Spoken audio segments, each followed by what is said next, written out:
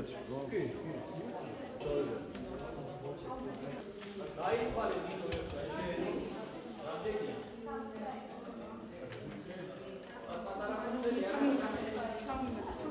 სიკეთკენ შეეცვლება მე მგონი ვოლოდინები დიდი იმავს.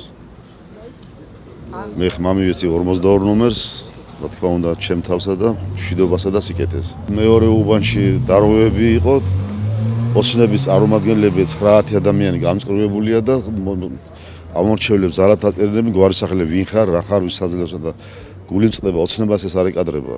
არის პირდაპირ ზეწოლა ამორჩევლებზე.